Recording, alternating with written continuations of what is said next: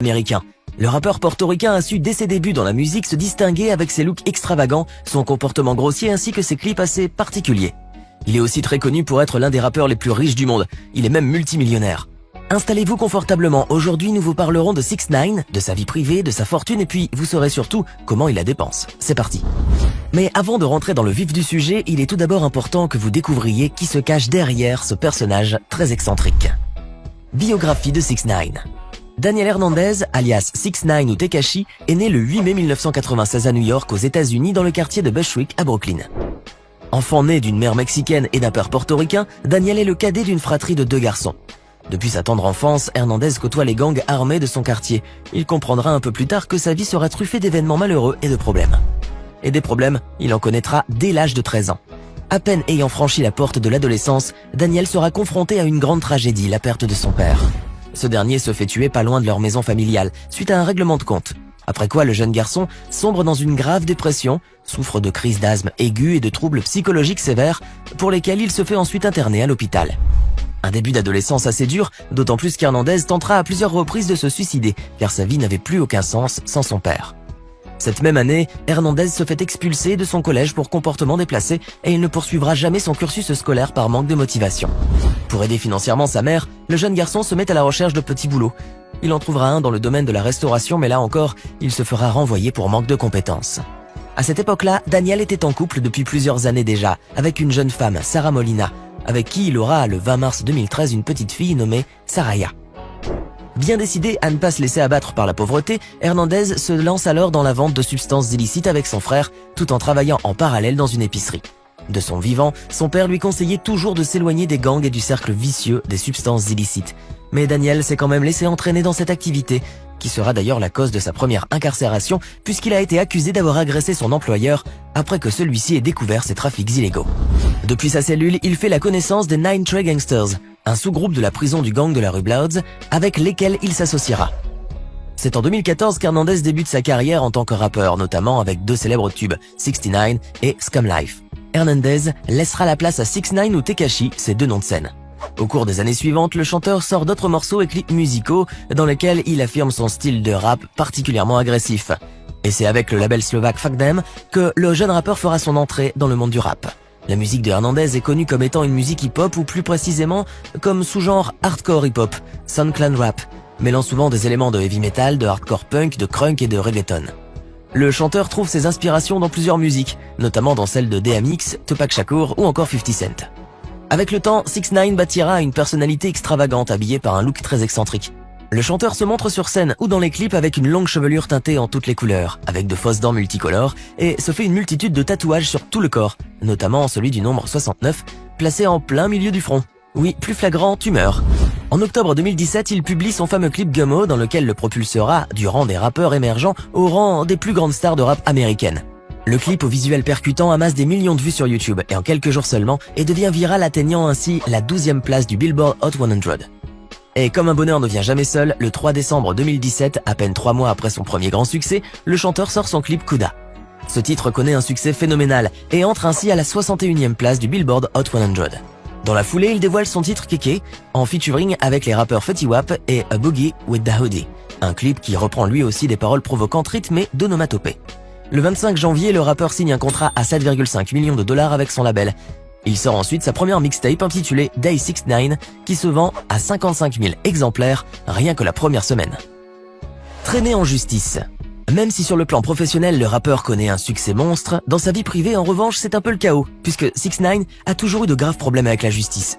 Et le moins que l'on puisse dire, c'est qu'il croule sous les accusations. En 2015, un an à peine après avoir débuté sa carrière de rappeur, 6ix9ine plaide coupable pour détournement de mineurs dans le cadre d'une performance ultra limite d'une fillette de 13 ans, qui avait été aperçue dans une vidéo en train de se livrer à des pratiques osées.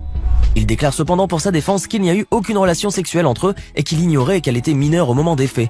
Il évite 3 ans de prison en se pliant à un accord avec sa juge, celui de ne plus diffuser d'images à caractère libidineux mettant en scène des femmes ou des enfants sur les réseaux sociaux, en plus de ne plus commettre de crimes dans les 2 ans à venir. En novembre 2018, 6ix9ine réapparaît sur le banc des accusés et cette fois-ci, il est soupçonné d'être la figure centrale d'un gang brutal, vicieux et criminel appelé Nine Trey Gangsters. Vous vous rappelez? Le gang qu'il a connu lors de sa première incarcération. Il fait aujourd'hui face à 17 chefs d'accusation, notamment pour vol, trafic de substances, port d'armes et crimes.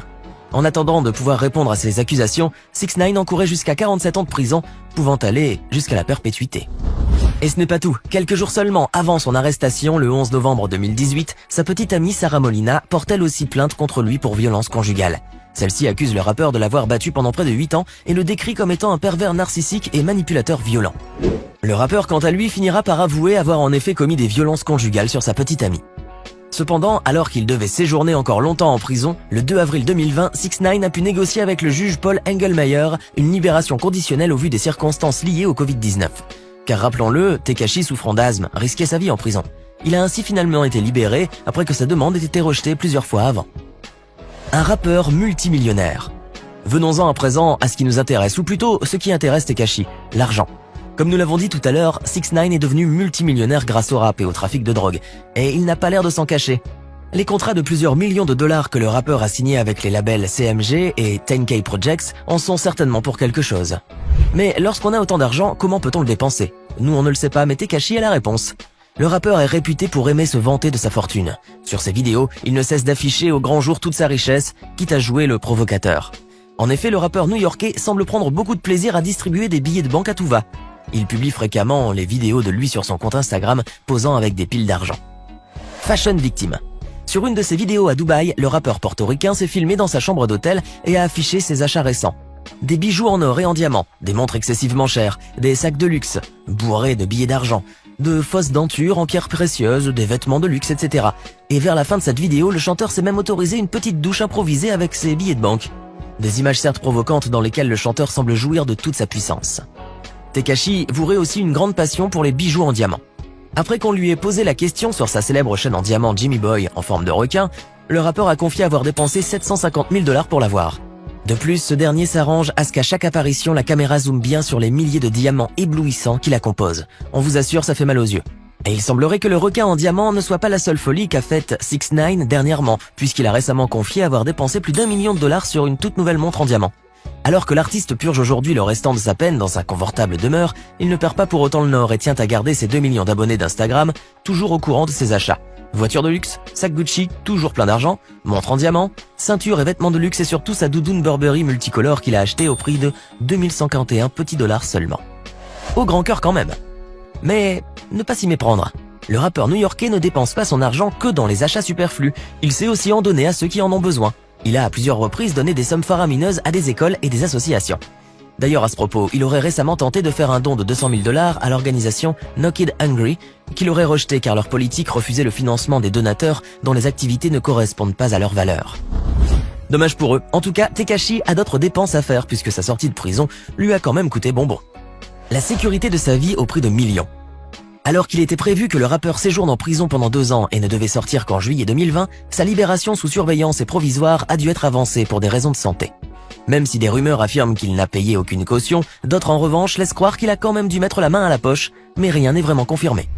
En tout cas, s'il y a bien quelque chose qu'il va devoir se payer maintenant qu'il est dehors, c'est sa sécurité. Et il paraît qu'elle devrait lui coûter des millions de dollars.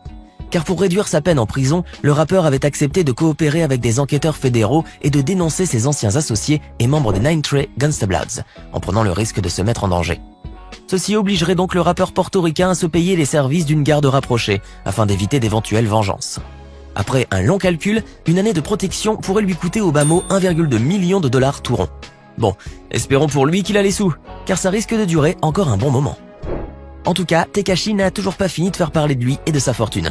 Dès sa sortie de prison, le chanteur aurait gagné encore plusieurs millions grâce à sa nouvelle chanson Gooba, qui au passage a établi un record de 43 millions de vues en 24 heures seulement. De quoi s'autoriser une nouvelle petite folie. Alors, que pensez-vous de la façon avec laquelle 6ix9ine dépense sa fortune? Dites-nous votre avis dans les commentaires.